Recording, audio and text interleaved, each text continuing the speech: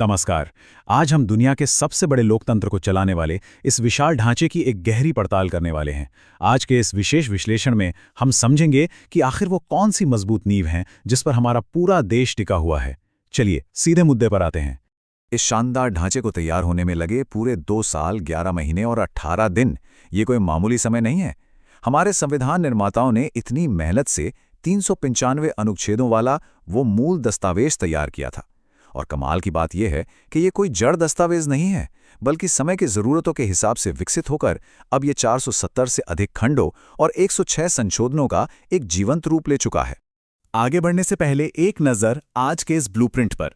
हम सबसे पहले संविधान के मूल ढांचे से शुरू करेंगे, फिर देश और नागरिकता को समझेंगे, उसके बाद नागरिकों के मौलिक अधिकार और उनके संरक्षण के तरीके देखेंगे, फिर राज्य के नीति निर्देशक तत्वों को जानेंगे और अंत में बात करेंगे नागरिकों के मौलिक कर्तव्यों की।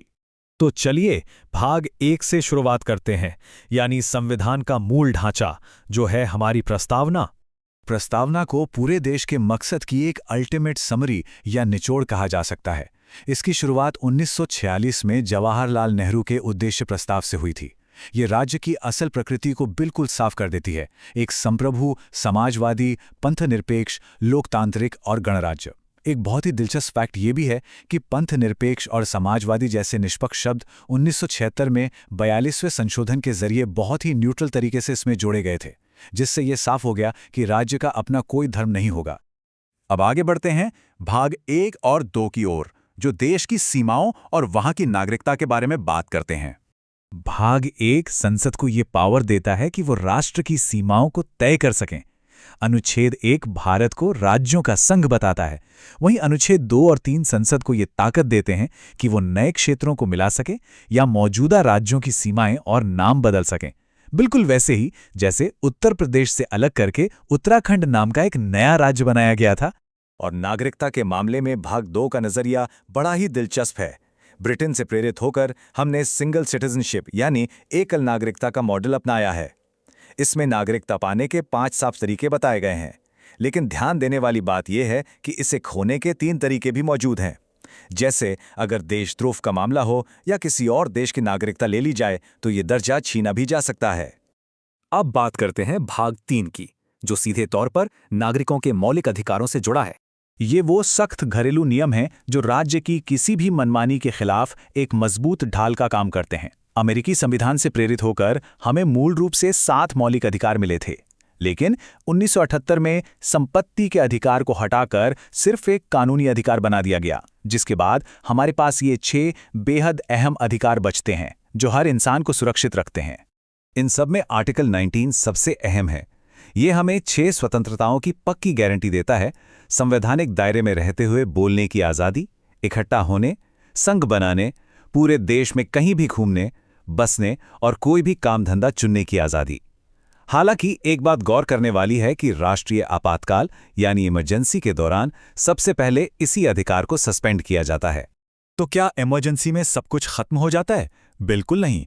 ऐसे मुश्किल वक्त में भी अनुच्छेद 20 और 21 पूरी तरह सुरक्षित रहते हैं। ये हमें जीवन जीने, व्यक्तिगत स्वतंत्रता और निजता यानी प्राइवेसी का पूर्ण अधिकार देते हैं। और हाँ, इसी में अपनी पसंद का जीवन साथी चुनने की व्यक्तिगत आज़ादी भी शामिल है।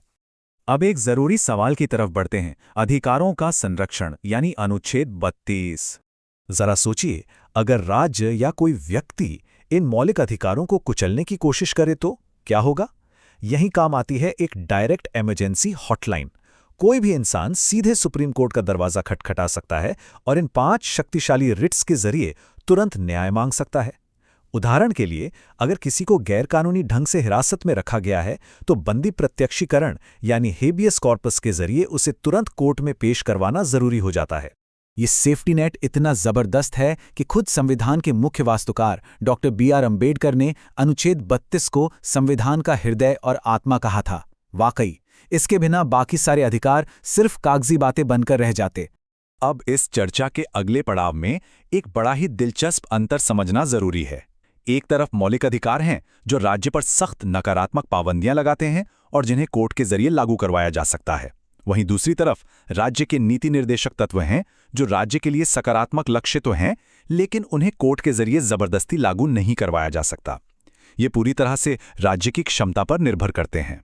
तो चलिए भाग 4 यानी राज्य के नीति निर्देशक तत्वों पर एक नजर डालते हैं। आयरलैंड के संविधान से लिया गया ये हिस्सा असल में सरकार के लिए एक मेंटेनेंस रोडमैप है। इसका मकसद है एक सच्चे कल्याणकारी राज्य का निर्माण करना। इसमें ग्राम पंचायतों का गठन, समान नागरिक संहिता यानी यूनिफॉर्म सिविल कोड, जिस पर हाल ही में उत्तराखंड में बड़ा कदम देखा गया, पोषण का स्तर बढ़ाना, कुछ राज्यों में शराब पर पाबंदी और पर्यावरण की रक्षा जैसे निष्पक्ष और दूरगामी लक्ष्य शामिल हैं। अब यहां आकर इस चर्चा में एक बड़ा ही दिलचस्प मोड़ आता है। जब ये ब्लूप्रिंट हमें इतने सारे अधिकार और सुरक्षा देता है, तो क्या बदले में वो कुछ मांगता भी है? जाहिर सी बात है, एक तरफा रिश्ता तो नहीं चल सकता ना। यहीं से एंट्री होती है भाग 4A की, यानी नागरिकों के मौलिक कर्तव्य। सोवियत संघ के संविधान से प्रेरित होकर और स्वर्ण सिंह समिति की सिफारिश पर इन कर्तव्यों को बाद में जोड़ा गया था। आज इनकी संख्या ठीक 11 है। ये हमें याद दिलाते हैं कि देश की रक्षा करना, पर्यावरण को बचाना, सार्वजनिक संपत्ति की सुरक्षा करना और बच्चों को शिक्षा देना, ये वो जरूरी प्रयास हैं जो हमें अपने अधिकारों को बनाए रखने के लिए करने ही चाहिए। कुल मिलाकर कहें तो अधिकार और कर्तव्य एक ही सिक्के के दो पहलू हैं। इस पूरे लोकतांत्रिक ढांचे का वजूद इसी बात पर टिका है कि लोग अपने अधिकारों का दावा करने के साथ साथ उतने ही दृढ़ संकल्प के साथ अपने कर्तव्यों को भी निभाएं। तो जाते जाते एक सवाल छोड़कर जा रहे हैं। जरा सोचिए, क्या आज का समाज अधिकारों और कर्तव्यों के इस नाजुक संतुलन को वाकई कायम रख पा रहा है? इस पर विचार जरूर कीजिएगा। आज के इस विश्लेषण से जुड़ने के लिए बहुत बहुत धन्यवाद।